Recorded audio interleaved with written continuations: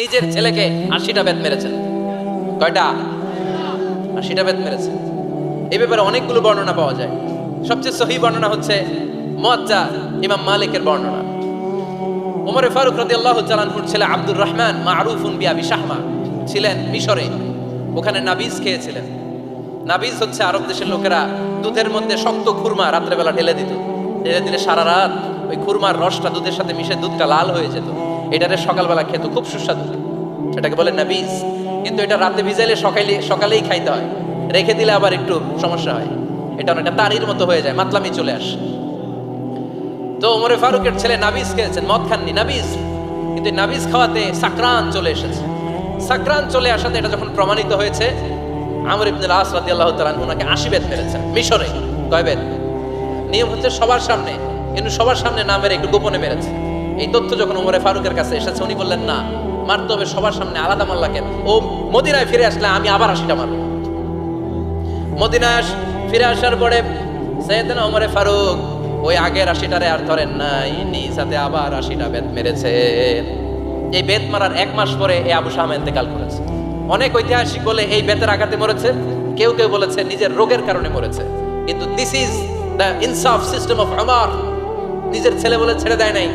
এখন নিজের ছেলে হইলে ৭ খুন মাফ, নেতার ছেলে হইলে ১০ খুন মাফ, এলাকার মোড়লের ছেলে হইলে ১০ খুন মাফ। নো পার্সিয়ালিটি ইন ইসলাম। ইসলামে পার্সিয়ালিটি নাই। আপনি নেতার ছেলে হন, আপনি বিজনেস ম্যাগনেটের ছেলে হন, আপনি যেই হন না কেন, ইসলামের দৃষ্টিতে সবাই সমান। চিল্লায় বলেন ঠিক কিনা? বনু মখজুমিয়া গোত্রের এক নারী চুরিতে ধরা পড়ল। সাহাবারা বললেন, নবী, মদিনা সবচেয়ে ভেরি প্রেস্টিজিয়াস এন্ড ডিগনিফাইড ফ্যামিলির মেয়ে, আপনি হাত কাটেন না। কারণ ইসলামের নিয়ম, চুরি করলে কি কেটে দাও? বিষ্ণু বললেন, বলো কি? হাত না কাটার জন্য তোমরা আমাকে রেকমেন্ড করছো? এটা আল্লাহর আইন। পৃথিবীর কেউ রেকমেন্ড করলো শোনার ক্ষমতা আমার নাই, কারণ আইনটা দিয়েছে কে? লাউ কানাত ফাতিমাতু বিনতি মুহাম্মাদিন সারাকাত লাকাদা মুহাম্মাদুন ইয়াদাহা। আরে বনু মাকসুমিয়া মেয়ে তো দূরের কথা, আমার কলিজার টুকরা ফাতেমাও যদি আজ চুরিতে ধরা পড়তো, তার হাত কেটে দিতে আমি ১ মিনিটও দেরি করতাম না। দিস ইজ ইসলাম। এই হচ্ছে ওমরে ফারুকের মানাকিব। এরকম ওমরে ফারুক কয়টা লাগবে? আওয়াজ করে বলতে হবে, কয়টা লাগবে? একটা লাগবে। এই সাইয়েদনা ওমরে ফারুক মদিনার প্রথম চিফ জাস্টিস ছিলেন। সর্বপ্রথম উনার পরামর্শে সাইয়েদনা আবু বকর রাদিয়াল্লাহু তাআলা আনহু কোরআনকে সংকলন করেছেন। আমরা এই যে কোরআন পড়ি ৩০ পারা, এমদাদিয়া লাইব্রেরি ১১৪টা সূরা, কত সুন্দর সন্নিবেশ করা হয়েছে, এখানে সাজানো হয়েছে। আল্লাহর হাবিব সাল্লাল্লাহু আলাইহি ওয়াসাল্লামের সময় কি এরকম কোরআন ছিল নাকি? ছিল না। খেজুর পাতার মধ্যে, গাছের বাকলের মধ্যে, ওটের বড় হাড্ডির মধ্যে আর পাথরের মধ্যে খোদাই করা কোরআন ছিল। সাইয়েদনা আবু বকরের সময় রাদিয়াল্লাহু তাআলা আনহুর সময় যুদ্ধ হলো, ৭০ জন হাফেজ সাহাবী ইন্তেকাল করলেন। সাইয়েদনা আবু বকর রাদিয়াল্লাহু তাআলা আনহুকে ডেকে ওমরে ফারুক বললেন, ও আবু বকর, এইভাবে হাফেজে কোরআন সাহাবীরা যদি দুনিয়া থেকে বিদায় হয়ে যায়, আল্লাহর কোরআনও তো বিদায় হয়ে যাবে। আমার পরামর্শ হলো, আপনি সব বয়োজ্যেষ্ঠ সাহাবীদেরকে একসাথে করে কোরআনের সব কাগজগুলোকে একসাথে করে একটা নির্ধারিত কপির মধ্যে কোরআনকে সংকলন করে ফেলেন। সাইয়েদনা আবু বকর বললেন, যেটা আমার নবী করেন এটা আমি কেমনে করি? কিন্তু ওমরে ফারুক নাচরবান্দা বলে না, এটা করলে কোনো খারাপ হবে না, ভালোই হবে। মুসলিম উম্মার জন্য এক জায়গায় কোরআন সন্নিবেশিত থাকবে, আপনি করেন। সাইয়েদনা আবু বকর রাজি হয় না, ওমরে ফারুকও ছাড়ে না। ওমরে ফারুক বলতে বলতে বলতে বলতে এমন ভাবে সাইয়েদনা আবু বকর রাদিয়াল্লাহু তাআলা আনহুকে ধরলেন, সব শেষে সাইয়েদনা আবু বকর ওমরে ফারুকের কথায় কোরআন সংকলনে রাজি হয়ে গেলেন। পড়েন সুবহানাল্লাহ। উনি বললেন, ওমর যখন আমাকে বারবার বুঝাতে লাগলো, আল্লাহ তাআলা আমার হৃদয়টা ওমরের কথা শোনার জন্য খুলে দিলেন। আল্লাহ তাআলা কেমন যেন আমাকে ইলহাম করলেন, আবু বকর করো, এই কাজের মধ্য দিয়ে আমি আমার কোরআনকে গোটা বিশ্বে জীবিত রেখে দেব। This is Omar. এই যে আমরা হিজরি সনের যে আমরা গণনা করি, এই হিজরি সনের প্রবর্তক হচ্ছে সাইয়েদনা ওমরে ফারুক। সুবহানাল্লাহ নাই? আপনাদের মনোযোগ আছে না গেছে? কই ঘুমায় গেলেন মনে হয়? তাকবীর দেন তো একজন আওয়াজ করে।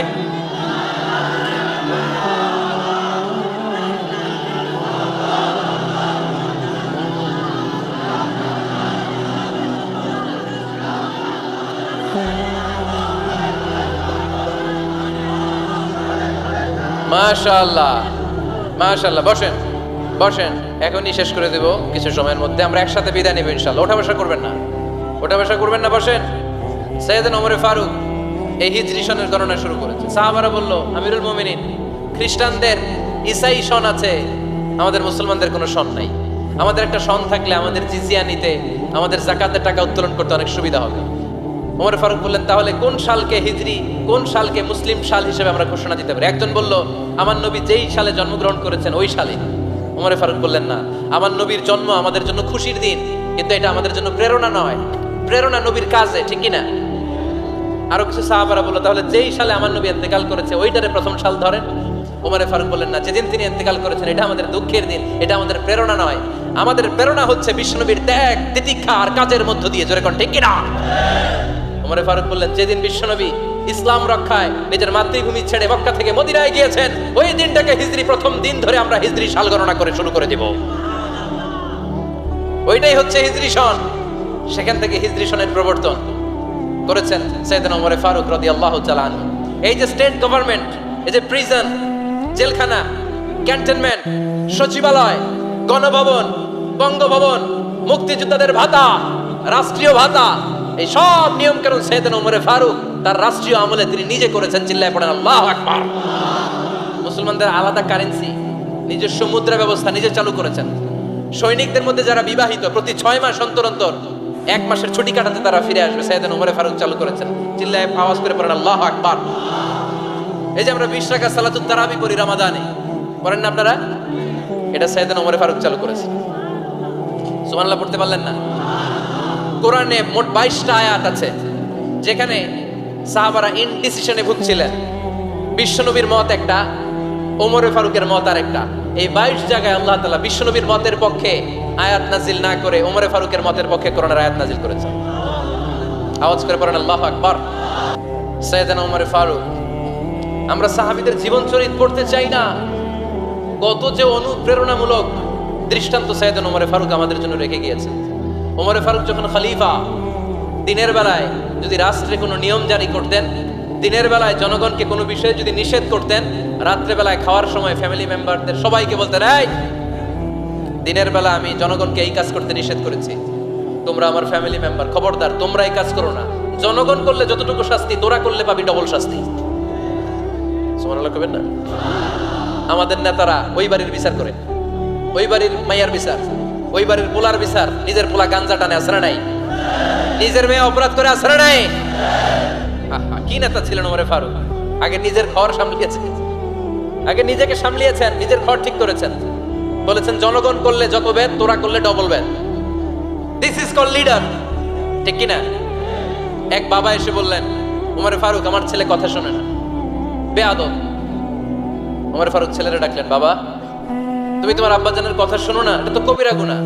ছেলে বলে, ওমর ফারুক সব দায় দায়িত্ব আল্লাহ ছেলে মেয়েদেরকে দিয়েছে। ওমর ফারুক বললেন, অবশ্যই দায়িত্ব দিয়েছে। তাহলে বলেন আমার বাবার দায়িত্ব কি? উনি বললেন, প্রাইমারিলি প্রথমত 3 দায়িত্ব। আইয়ান তাকিয়া উম্মা, পৃথিবীর প্রতিটি বাবার উচিত ছেলেদের মেয়েদের জন্য ভালো মায়ের ব্যবস্থা করা। 2 নম্বরে আইয়ুহসিনা ইসমা, সুন্দর তার একটা নাম রেখে দেয়া। 3 নম্বর ইউআল্লিমাহুল কিতাব, তার আল্লাহর কিতাব শিক্ষা দেওয়া। এবার ছেলেকে আমার আব্বা 3টার একটাও করে নাই। এবার ওমর ফারুক রেগে গেলেন, বাবার কাঁধে ধরলেন, বললেন তুই ছেলের জন্য বিচার নিয়ে আসলি, তোর 3টা দায়িত্বের একটাও তুই পালন করিস নাই। ছেলে বলে, আমিরুল মুমিনিন, আমার মা নর্তকী, আমার মা মাজুসি, আমার মায়ের মধ্যে কোনো আদব কাদব নাই, সুন্দরী দেখে আমার মারে বাবা বিয়ে করছে, আমার মায়ের কাছ থেকে জীবনে কিছু শিখি নাই। 2 নাম্বার সাম্মানি খানফাসা, আমার বাবা আমার নাম রেখেছে চামচিকা। কি নাম রাখছে? এটা নাম হইলো একটা, এরকম উল্টাপাল্টা নাম আছে না? নাই না, এগুলো রাখবেন না। আব্দুল্লাহ রাখবেন, আব্দুর রহমান রাখবেন, আর একটা কি বলছি আজকে, হুযায়ফা রেখে দিয়ে পারবেন। ওয়ালাম ইউআল্লিমনি হারফাম মিন কিতাবিল্লাহ, আমিরুল মুমিনিন, শুধু তাই না, আল্লাহর কোরআনের একটা অক্ষর আমার বাবা কোনোদিন আমারে শিক্ষা দেয় নাই। ওমর ফারুক রেগে গেলেন, এবার বাপের কান্দে দইরা মারতে শুরু করলেন। তুই পোলার নামে বিচার নিয়ে আইছিস, তোরে বাইট দিমু আগে। এরকম নেতার দরকার আছে না নাই? মদিনায় এক লোক তার বউরে রাগের চোটে 100 তালাক দিয়ে ফেলছে। কয় তালাক দেয়ার নিয়ম? কয়টা দিছে? কয়টা? এবার স্ত্রী কাঁদতে কাঁদতে এসে বলে, আমিরুল মুমিনিন দেখেন, আমার স্বামী আমারে রেগে মেগে 100 তালাক দিচ্ছে। ওমর ফারুক বললেন, দইরা নিয়ে এটা নিয়ে আসা হলো। ওমর ফারুক বললেন, কয়টা তালাক দিয়েছ? 100টা। কেন দিছ? কয় মাথা গরম আছিল। এরকম আছে না? তালাক দেওয়ার সময় সব তালাক, তুই তালাক, তোর মা তালাক, তোর বোন তালাক, সব তালাক। তালাক দিবে ওয়াইফ রে, দিতেছে সবাই রে। তোমার ফারুক বললেন দিবে 3টা, 100টা দিলা কেন? কয় মেজাজ গরম ছিল। কয় দাঁড়া, আর তালাক মিন শাআইরিল্লাহ, তালাক হচ্ছে আল্লাহর দেয়া বিধানের একটা নিদর্শন, এটা নিয়ে তুই খামখেয়ালি করলি। আমার রায় শোন, আমার রায় হচ্ছে 3 তালাকে তোর বউ তালাক, বাকি 97 তালাক তোর পিঠের উপরে পড়বে। এরকম বিচারের দরকার আছে না নাই? এরকম দৃষ্টান্তমূলক বিচার যদি বাংলার জমিনে দেয়া হতো, আর কোন নারী ধর্ষিতা হতো? আর কোন নারীকে অ্যাসিড মারা হতো? আর কোন নারী যৌতুকের জন্য কান্না করতো? একটা আমল লাগবে, বেশি না।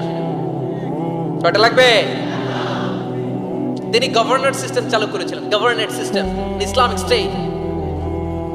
বাহরাইন, ইয়ামান, মিসর, কুফা, বসরা, মক্কা, মদিনা, এই 7 জায়গায় 7 জন গভর্নর পাঠিয়েছেন। তাদের থেকে তথ্য নিতেন। এই গভর্নর সিস্টেম উনি বানিয়েছেন। সাইয়েদনা আমর ইবনে আল আস রাদিয়াল্লাহু তাআলা আনহুকে পাঠিয়েছেন মিশরে। মিশরে একটা দৌড় প্রতিযোগিতা হতো।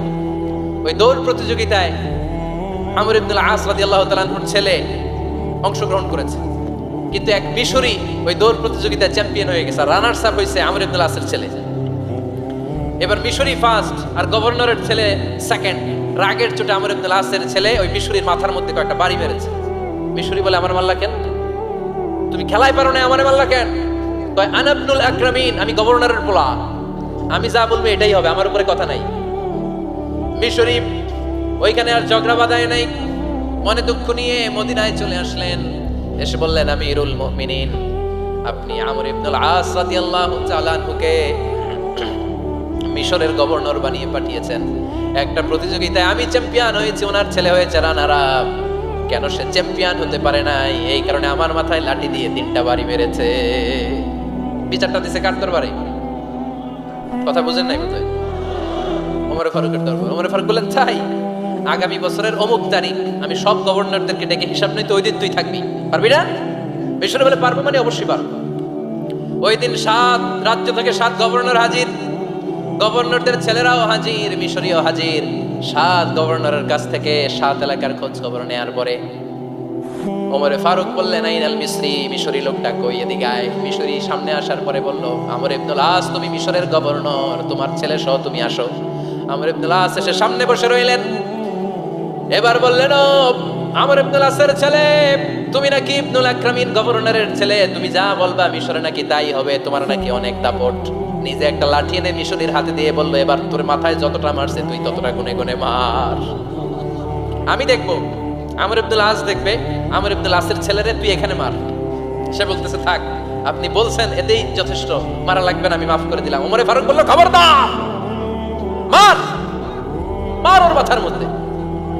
মিশরি ওমরে ফারুকের ধমক শুনে ভয়ে ভয়ে 3টা বাড়ি মারল। এই বাড়ি মারা দেখেও ওমরে ফারুকের হৃদয় ঠান্ডা হয় নাই।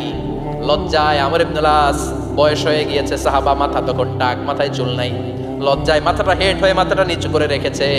এবার রাগের চোটে ওমরে ফারুক বললেন, এবার আমর ইবনুল আসের টাক মাথার মধ্যে একটা মার, মার। কেন ছেলেকে শিক্ষা দিতে পারে নাই? ইয়া আমর ইবনুল আস, মাতা জাআলতুমুন নাস আবিদা, তোমরা কখন মিশরীদেরকে নিজেদের দাস বানায় নিলা? ওয়াকাদ ওয়ালাদাতুম উম্মুহুম আহরারা, আর ওদের মায়েরা তো ওদেরকে স্বাধীন সন্তান হিসেবে প্রসব করেছে। মানুষদের উপর ক্ষমতাগিরি করার জন্য গভর্নর পাঠাই নাই। খবরদার, জনগণ তাদেরকে দেখভাল করার জন্য তোমাদেরকে পাঠানো হয়েছে, তাদের উপর কোনো অত্যাচার করার জন্য নয়। চিল্লায় বলেন ঠিক কি না? এরকম নেতা কয়টা লাগবে? কয়টা? ওই নেতার নাম কি? ওমর। হা হুয়া ইয়াতি ওমর। 22 জায়গায় বিশ্বনবী কয় একটা, ওমরে ফারুক বলে আরেকটা। আল্লাহ বলে, বিশ্বনবী আপনার পক্ষে আমি আয়াত নাজিল করতে পারলাম না, আমি ওমরের পক্ষে নাজিল করে দিলাম। বিশ্বনবী বলতেন, ইন্নালি কুল্লি উম্মাতিন মুহাদ্দাস, সব উম্মতের মধ্যে, সব নবীর উম্মতের মধ্য থেকে একজন করে আল্লাহ তাকে মুহাদ্দিস বানাতো। মুহাদ্দিস না, মুহাদ্দাস।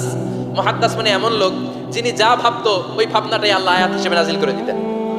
বিশ্বনবী বলেন, আমার উম্মতের মধ্যে মুহাদ্দাস হচ্ছে সাইয়েদনা ওমর। মদিনার সবচেয়ে বড় মুনাফিকের নাম আব্দুল্লাহ ইবনে উবাই ইবনে সালুল, সব মুনাফিকদের সরদার। কিন্তু এই মুনাফিকের ছেলেটা হলো পাক্কা ইমানদার। এই ছেলের নাম হলো আব্দুল্লাহ। আওয়াজ করে বলেন, ছেলের নাম কি? আব্দুল্লাহ ইবনে উবাই ইবনে সালুল মুনাফিক সর্দার যখন ইন্তেকাল করলো, সাইয়েদনা আব্দুল্লাহ রাদিয়াল্লাহু তাআলা আনহু বিশ্বনবীর কাছে এসে চোখের পানি ছেড়ে ডেকে বলে, নবী আপনিও জানেন আমিও জানি, মদিনার সবাই জানে আমার আব্বা মুনাফিকদের সর্দার, কিন্তু আমার মন তো মানে না, আমার তো পিতা, আমার তো বাবা লাগে, আমার তো মন মানে না। আপনিও জানেন মুনাফিক, আমিও জানি মুনাফিক। নবী আপনার দরবারে কিছু আমি চাই না, আপনার গায়ের একটা জামা দেন, আপনার জামাটা পরিয়ে আমার বাবারে দাফন দিব। এর উসিলায় যদি আমার আব্বারে আল্লাহ মাফ করে দেয়, দয়ার নবী মায়ের নবী জামা খুলে দিয়ে দিলেন। পড়েন সুবহানাল্লাহ। আব্দুল্লাহ রাদিয়াল্লাহু তাআলা আবার আবদার চললেন, নবী জানি আমার বাবা মুনাফিক, কিন্তু আমার তো বাবা, আপনার দরবারে ফরিয়াদ, আপনি নিজে যে আমার বাবার জানাজার নামাজের ইমামতি করবেন। দয়ার নবী মায়ার নবী জানাজার নামাজে যেতে চাইলেন। ওমরে ফারুক বললেন, নবী না, খবরদার আপনি উবাই ইবনে সালুলের জানাজায় যাবেন না। বিশ্বনবী জোর করে যেতে চাইলেন। সাইয়েদনা ওমরে ফারুক বিশ্বনবীর জামা পেছন থেকে টেনে ধরলেন। আল্লাহু আকবার, টেনে ধরলেন, যাবেন না আপনি। ওমরে ফারুকের হাত থেকে হ্যাচকা টান মেরে জুব্বা টান দিয়ে বিশ্বনবী জানাজায় চলে গেলেন। রব্বুল আলামিন আয়াত নাজিল করলেন, ইস্তাগফির লাহুম আও লা তাস্তাগফির লাহুম ওয়া ইন তাস্তাগফির লাহুম ৭০ মাররাতান ফালাই ইয়াগফিরাল্লাহু লাহুম। নবী গো, একবার নয় দুইবার নয় ৭০ বারও যদি এই মুনাফিকের জন্য আপনি ক্ষমা চান, তার জন্য ক্ষমা নাই, তার জন্য আছে জাহান্নাম। ওয়ালা তাকুম, আপনি যাবেন না আলা কবরি, কখনো তাদের জানাজায় যাবেন না। এই যে একটা ভুল করে ফেলছেন, এটা এইবারই শেষ, এরপরে আর যাবেন না। সাইয়েদনা ওমর ফারুকের পক্ষে আল্লাহ তাআলা কোরআনের আয়াত নাজিল করে দিলেন। চিল্লায় পড়েন আল্লাহু আকবার। এভাবে 22টা জায়গায় ওমর ফারুক যা বলেছে, এটা নিয়ে একটা আলাদা আলোচনা হইতে হবে, আলাদা একটা আলোচনা লাগবে যে 22টা আয়াতে আল্লাহ তাআলা বিশ্বনবীর পক্ষে কোরআনের আয়াত নাজিল না করে সাইয়েদনা ওমর ফারুকের পক্ষে আয়াত নাজিল করেছেন। চিল্লায় পড়েন সুবহানাল্লাহ। ওই ওমর ফারুককে আমাদের মডেল বানানোর দরকার আছে না নাই? ওই ওমর ফারুকের জীবনী আমাদের ছেলে মেয়েদেরকে পড়ানোর দরকার আছে না নাই? আমাদের ভবিষ্যৎ প্রজন্ম এগুলো জানে না। ওরা সালমান খান দেখে বড় হয়, ওরা শাহরুখ খান দেখে বড় হয়, ওরা ঋত্বিক রোশনকে দেখে বড় হয়। ওরা মনে করে যে এরাই বড় সুপার হিরো। আমাদের যে কত বড় সুপার হিরো আছে এরা জানেই না। নতুন প্রজন্মের কর্ণকহরে সাইয়েদনা ওমর ফারুকের ইতিহাস পৌঁছে দেওয়ার দরকার আছে না নাই?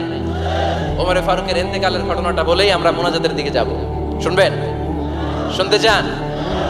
উনি স্বপ্নে দেখলেন একটা লাল মোরগ ওনাকে 3টা ঠোকর মেরেছে। কয়টা? উনি জুমার নামাজে, জিলহজ মাসের শেষ সপ্তাহে জুমার নামাজে বললেন যে একটা লাল মোরগ 3টা ঠোকর মেরেছে। মুগীরা ইবনে শুবা রাদিয়াল্লাহু তাআলা আনহুর দাস আবু লুলু আল মাজুসি, এই লোকটা খঞ্জর বানাতে পারত। মুগীরা রাদিয়াল্লাহু তাআলা আনহুর দাস। মুগীরা প্রতিদিন 4 দিরহাম করে চার্জ করত, যেহেতু দাস। সে এসে বিচার দিল, আমিরুল মুমিনিন, মুগীরা আমার থেকে বেশি টাকা চায়, জুলুম করে। ওমর ফারুক বললেন, তাই? তুমি কি কাজ জানো? বলে, আমি খঞ্জর বানাতে জানি। বাড়ি কই? পারস্য। আরে তুমি খঞ্জর বানাতে জানলে তো 4 দিরহাম অনেক কম, সে তো আরো বেশি টাকা নেওয়া দরকার ছিল তোমার থেকে। আবু লুলুর এই কথা পছন্দ হয় নাই। সে কয়, ওমর তুমি সবারে দয়া দেখাও আর আমার ক্ষেত্রে কঠিন নিয়ম বানাইলা, দাঁড়াও এই নিয়ম তোমার আমি দেখাবো। এই রাগে সে বাড়িতে যে একটা খঞ্জর বানালো। কি বানালো? খঞ্জর চিনেন? ছোট্ট ছুরি। কিছুদিন আগে ওমানের সুলতান কাবুস ইন্তেকাল করেছে, জানেন আপনারা? ওনার এই কোমরের মধ্যে খঞ্জর থাকতো, ছবিতে দেখছেন? আরব শাহেক যারা সুলতান আমির, কোমরে কি থাকে? ছোরা থাকে, খঞ্জর। সে বাসায় যে একটা খঞ্জর বানালো, যে খঞ্জরের 2 মাথা, লাহু রাসান ওয়া মাকবাদাতুহু ফি ওয়াসাতি, আর ধরার হ্যান্ডেলটা মাঝখানে, এদিকেও ছুরি এদিকেও ছুরি, যাতে এইভাবে মারা যায়। সে ধার দিতে লাগলো আর বলল, ওমর দাঁড়াও তোমার আমি দেখাবো। ওমর ফারুক মসজিদে নববীর ইমাম, ফজরের নামাজের সময় এই আবু লুলু আল মাজুসি বুরনুস পরে, চাদর পরে, লুকিয়ে লুকিয়ে, সে অগ্নি উপাসক, মুমিন নয়। ওমর ফারুক অ্যাটাক করার জন্য গেলেন মসজিদে নববীতে। ওয়াকানু ইউসাল্লুনা বিগালাস, তখন ওনারা অন্ধকারে নামাজ পড়তো। নামাজের সময় যখন হলো, লুকিয়ে লুকিয়ে প্রথম কাতারে ওমর ফারুকের পিছনে মুয়াজ্জিনের পাশেই দাঁড়ালেন, হাতে খঞ্জর। একামত হলো, ওমর ফারুক সালাত শুরু করলেন, ফজরের সালাত। আল্লাহু আকবার। নামাজ শুরু করলেন, সূরা ফাতিহা বললেন। আরেকটা সূরা যখন পড়তে যাবেন, in the meantime Abu Lulu এই খঞ্জর নিয়ে ওমর ফারুকের বুকের মধ্যে 3টা স্টেবিং করলেন। একটা মারলেন নাভির নিচে, মারার সাথে সাথে পাকস্থলী কেটে গেল। আরেকটা মারলেন পাজরে, পাজর ছিঁড়ে গেল। 3টা মারার পরে ওমর ফারুক বললেন, কাতালানি আল কাল, এক কুকুর আমাকে মেরে ফেলেছে। পেছন থেকে এক সাহাবীকে টান মেরে সামনের দিকে নিয়ে গেলেন, তুমি নামাজের ইমামতি করাও। আর ওমরে ফারুককে বাকিরা ধরাধরি করে পেছনে নিতে আরম্ভ করলেন। আর এই আত্মাই আক্রমণ যে করেছে সে কাতারের মাঝখান দিয়ে যেতে আরম্ভ করলো আর দুই দিকে ছুরি মারতে আরম্ভ করলো। 13 জন সাহাবীর গায়ে ছুরি মেরেছে, 7 জন সাহাবা স্পট ডেথ, জায়গায় মৃত্যু। এই ভয়ঙ্কর অবস্থা দেখে এক সাহাবী বুরনুস, এক ধরনের জুব্বা আছে মাথাওয়ালা, অনেকে জ্যাকেট পরছেন না এরকম মাথাওয়ালা, লম্বা জুব্বা আছে আর উপরে শীতে পড়ে মাথাওয়ালা, এই মাথাওয়ালা জুব্বা বের করে এক সাহাবী জালের মতো তার দিকে উড়ায় মারল। ওই বুরনুসের মধ্যে বেঁচিয়ে আবু লুল মাটিতে পড়ে গেল আর সুইসাইড করে ফেলল, নিজের বুকে নিজে মেরে আত্মহত্যা। যেই সাহাবীকে ইমামতির জন্য দাঁড় করালেন উনি ছোট্ট সূরা দিয়ে প্রথম রাকাতে সূরা আল কাউসার, দ্বিতীয় রাকাতে সূরাতুল ইখলাস দিয়ে নামাজ শেষ। ওমরে ফারুক বেহুশ। ওমরে ফারুক কি বেহুশ। সবাই কান্নাকাটি করতেছে, সবাই দেখতে গেলেন, এখন হুঁশ ফিরে না। মুখের মধ্যে মুখ খুলে রাষ্ট্রের চিকিৎসক মুখের মধ্যে দুধ দিলেন, ওই নাভি দিয়ে দুধ বের হয়ে যায়, পাকস্থলী কেটে ওখান দিয়ে দুধ বের হয়ে যাচ্ছে। তারা বললো ওনারে বাঁচানো সম্ভব না, দেখেন হুঁশ ফিরে কিনা। হুঁশ ফিরলে ওনার পরে কে আমির হবে, উনি যেন প্যানেল ঠিক করে দিয়ে যায়। সবাই তাকিয়েছে ওমরে ফারুকের চোখের দিকে। আল্লাহর মেহেরবানিতে ঘন্টা খানিক পরে উনি চোখ খুললেন। চোখ খোলার পরেই বলেন নাই ও মা আমি মরে যাই। চোখ খোলার পরে উনি বলেন নাই কে মারলো আমারে। চোখ খোলার পরে উনি বলেন নাই আমার পরে নেতা কে হবে। চোখ খোলার পরে সর্বপ্রথম কথাটি ছিল আসল্লান নাস, আমার নেতৃত্বে যে ফজরের নামাজটা শুরু হয়েছিল এটাকে ঠিকমতো তোরা পড়েছিলি? আমার নেতৃত্বে যে ফজরের জামাত শুরু হয়েছিল সেটা ঠিকঠাক মতো সমাপ্ত হয়েছিল কিনা আগে বল। আসল্লান নাস, নামাজটা হয়েছে কিনা বল। সুবহানাল্লাহ করতে পারলেন না? This is Omar, hour super hero. নেতা অনেকগুলো লাগে না, এরকম নেতা একটাই যথেষ্ট যে গোটা বিশ্বকে কাঁপায় দিতে পারে। চিল্লায় বলো ঠিক কিনা?